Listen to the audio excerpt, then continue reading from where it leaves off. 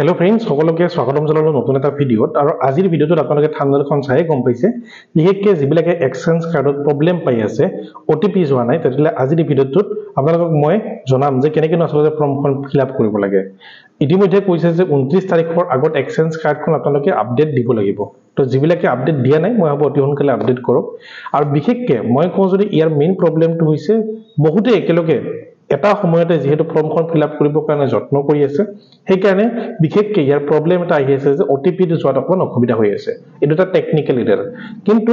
আমাৰ মনত এটা সন্দেহ হয় যে যদি 29 তাৰিখ যায় তাৰ পিছত ওয়েবসাইটটো বন্ধ হৈ যাব পাৰে নেকি তো এনেকুৱা ধৰণৰ বিভিন্ন ধৰণৰ আমাৰ মনত প্ৰশ্ন থাকে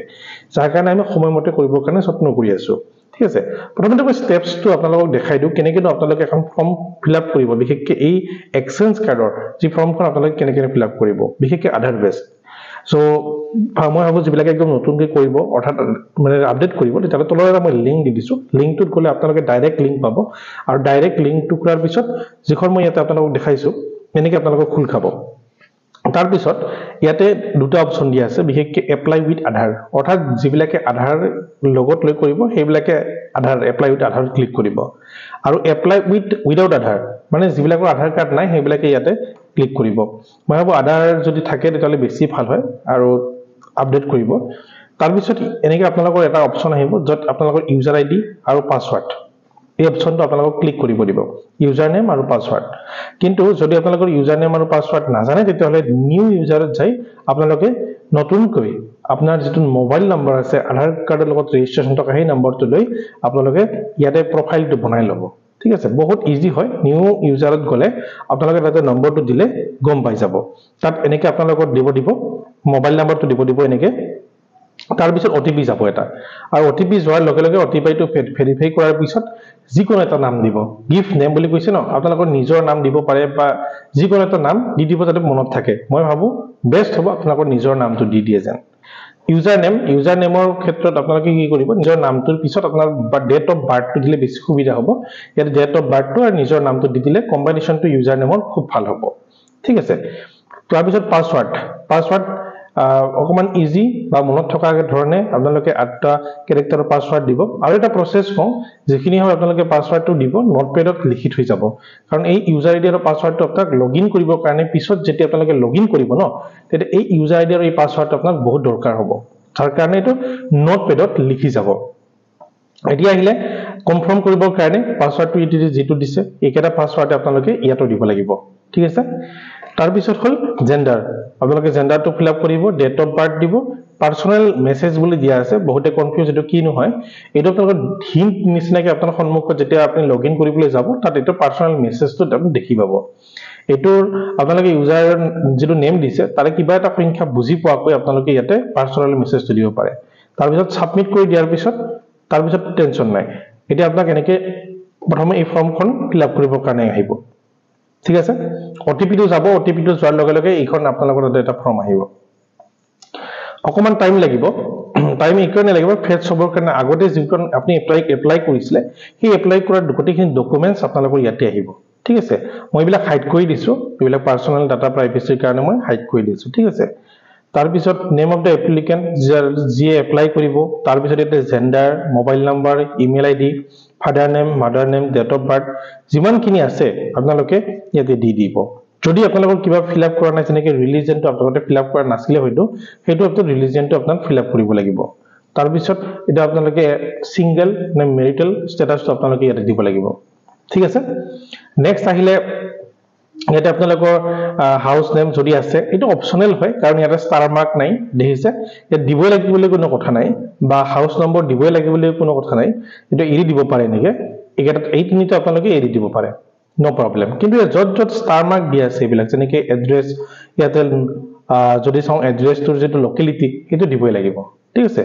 তাৰ পিছত village post office police station pin code এই গোটেইখিনি দিয়াৰ পিছত তাৰ পিছত আপোনালোকৰ আৰু এটা অপচন আহিব অপচনটো মই যদি আপোনালোকৰ সেম এড্ৰেছ হয় কমিউনিকেশনৰ কাৰণে ইয়াতে ইয়েস বুলি দি দিব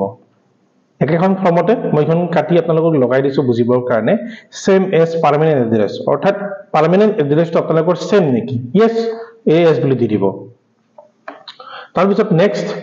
নেক্সট ইয়াতে আপোনালোকৰ দেখি পাব যদি আগতে কিবা ঘূৰি যাব খোজে কিবা যদি ফুলতে কিবা এটা ভুল হৈছে তেতিয়াহ'লে প্ৰিভিয়াছ দিব আৰু যদি নেক্সট টপিকত যাব খোজে ইয়াতে নেক্সট চেফএছ নেক্সট কৰি নেক্সট গুচি যাব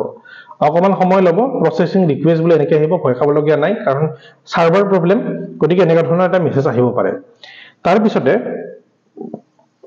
ওটিপি আপোনালোকৰ যেটো ওটিপি কথাটো কৈছিলো মই এই ওটিপিটো আপোনালোকে ভেৰিফাই কৰিব লাগিব ভেৰিফাই কৰাৰ পিছতহে এই বিন্দু ফৰ্মখন খুলি খাব এটো আগতে আহিব আপোনালোকৰ এই ওটিপিটো ৰেজিষ্ট্ৰেচন কৰাৰ পিছতহে এই গোটেইখিনি কিন্তু প্ৰসেস আহিব ঠিক আছে এটো আপোনালোকে নাপাহৰিব কিন্তু এতিয়া আহিলে আপোনালোকৰ এডুকেশ্যন কোৱালিফিকেশন কিনি কি যদি ইয়াতে আপোনালোকে পোষ্ট গ্ৰেজুৱেট বুলি দিয়ে তেতিয়াহলে পোষ্ট গ্ৰেজুৱেটৰ যিমানখিনি ডকুমেন্টছ আপোনালোকে আছে মাৰ্কশিট আৰু আপোনালোকৰ সাৰ্টিফিকেট এইখিনি আপোনালোকে ৰেডি কৰি ৰাখিব কিন্তু পিডিএফ হিচাপত ৰেডি কৰি ৰাখিব লাগিব দেই আৰু ইয়াৰ যেটো সাইজ ইয়াতে দিছে সাৰ্টিফিকেটৰ সাইজ আপোনালোকৰ 1 MB কৰি ল'ব লাগিব প্ৰথম অৱস্থাতে আপোনালোকে পিডিএফ খিনি 1 MB ৰ তলত সাইজ খিনি আপোনালোকে কৰি ল'ব নহলে এইখিনি বহুত প্ৰবলেম দিয়ে ফৰ্মখন ফিল আপ কৰাৰ তাৰ পিছত ইয়াতে দিয়া আছে যদি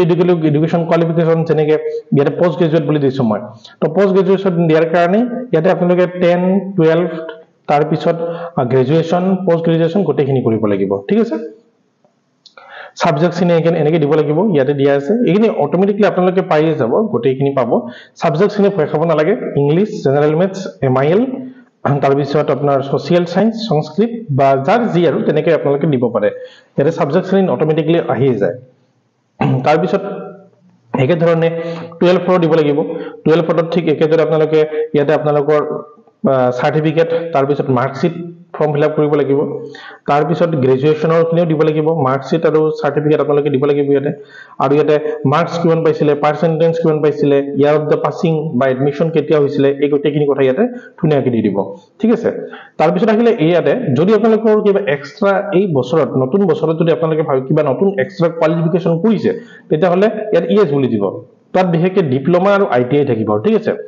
যেহেতু নাই মই এটা ফৰ্মখন ফিল আপ কৰোতে গতিকে মই নো বুলি দিছো আপোনালোকৰ যদি আইটিআই আছে বা ডিপ্লোমা কিবা আছে তেতিয়াহ'লে ইএছ বুলি দি তাত সেই ফৰ্মখনৰ ফিল আপ কৰি দিব ঠিক আছে আৰু সাবজেক্টছ কিনে এনেকৈ দিব এটো মনত ৰাখিব দেই English Assamese physics chemistry biology subjects কিনে 6টা সাবজেক্ট এনেকৈ লিখি দিব আৰু কি সাবজেক্টছ লৈছিলে সেইখিনি আপোনালোকে মনত পেলাব বা মাৰ্কশিটখনত চেক কৰি ল'ব ভুল কৰি নিদিব এটো তাৰ পিছত ইয়াতে আহিব do you want to add more graduation কোনোবাই এটাতকৈ বেছি গ্ৰেজুৱেচন কৰে সো সেইবিলাক ইয়াতে ইএছ বুলি দিব যদি কাৰোবাৰ এটাতকৈ বেছি গ্ৰেজুৱেচন আছে ঠিক আছে আৰু যদি নাই তেতিয়াহ'লে নো বুলি দিব তাৰ পিছত আহিব ইমেইল ভেৰিফিকেশন এইটো প্ৰসেছতে বহুতৰে মানে আটকি থাকে আৰু মানে আহি এই প্ৰসেছটো আপোনালোকে ৰখি যাব ঠিক আছে ইয়াতে অকমান এতিয়া টাইম লৈছে কাৰণ বহুত লৰাছলি একে সময়তে ফৰ্ম ফিল আপ কৰি থকাৰ কাৰণে এই প্ৰবলেমটো আহি আছে গতিকে আপোনালোকে মৰ্নিং টাইমত নাইবা অকমান নাইট টাইমত অৰ্থাৎ ৰাতিৰ সময়ত যদি অকমান চেক কৰে তেতিয়াহ'লে এই প্ৰসেছটো অকমান ইজি হ'ব আপোনালোকৰ কাৰণে ঠিক আছে 6টা বজাৰ পৰা মই আজি 7:30 ৰাতিপুৱা 3জনৰ কৰি দিছো সো 3জনৰ কৰাৰ কাৰণে সোনকালে হৈ গৈছে কিন্তু পিছত যেতিয়া 12টা বজাত কৰিব লৈছো তেতিয়া কিন্তু অসুবিধা হৈছে কি ইমেইলত ভেৰিফিকেশন যেটো ওটিপি হেতু অহা নাই ঠিক আছে সো মই ভাবো এটো অকমান টাইম ল'ব আৰু এটো যেতিয়া ইমেইলটো আপোনালোকৰ ভেৰিফিকেশন হৈ যাব তেতিয়ালে ফাইনাল সাবমিট কৰি দিলে আপোনালোকৰ ফৰ্মখন ফিল আপ হৈ যাব ঠিক আছে আৰু মই ভাবো চৰকাৰে যেহেতু 29 তাৰিখ দিছে আৰু বহুতে গম পাইছে যে এনেকুৱা ধৰণৰ অসুবিধা হৈ আছে গতিকে ডেটটো বঢ়াই দিব পাৰে তাত কোনো ধৰণৰ অসুবিধা নাই কিন্তু মানুহ অকমান যত্ন কৰি আছে যাতে মানুহে কামটো সোনকালে কৰক লৰাছলিবিলাক যাতে সোনকালে কামটো কৰক সেইকাৰণে ডেট এটা দি দিছে 29 তাৰ আগত কৰিব পাৰিলে ভাল নকৰি যদি একদম নহয় তেতিয়াহ'লে চিন্তা কৰিবলগীয়া নাই মই ভাবো ডেটটো অতি সোনকালে বঢ়াই দিব আৰু তেতিয়া আপোনালোকে কৰি ল'ব পাৰিব কিন্তু তাৰ আগতে ফৰ্মখন ফিল আপ কৰি লোৱাৰ আগতে আপোনালোকৰ যিখিনি ডকুমেন্টছ সেইখিনি আপোনালোকে একদম প্ৰপাৰ ৰেডি কৰি ল'ব পিডিএফ খিনি যিখিনি আপোনালোকৰ সাৰ্টিফিকেটছ খিনি গোটেইখিনি ৰেডি কৰি ল'ব পিডিএফ 1 MB তলত কেবি হিচাপে কৰি ল'ব ঠিক আছে সো মই ভাবো আজিৰ ভিডিঅ'ত আপোনালোকে ইনফৰমেশন যথেষ্টখিনি পালে বিশেষকৈ এক্সচেঞ্জ কাৰ্ডৰ লগত ৰিলেটেড আৰু আপোনালোকে ভালদৰে ফৰ্মখিনি ফিল আপ কৰি লওক যদি কিবা অসুবিধা পায় তলত কমেন্ট বক্সত অন্তত কমেন্ট কৰিবলৈ নাপাহৰিব ডাইৰেক্ট লিংকটোৰ কাৰণে ডেসক্ৰিপচন বক্সত মই লিংকটো দি দিছো তাৰ পৰা ফৰ্মখন ফিল আপ কৰি ল'ব পাৰে সো আজিৰ ভিডিঅ'টো ইমানখিনি থাকিলে নেক্সট এটা ভিডিঅ'ত আৰু এবাৰ লগ পাম ধন্যবাদ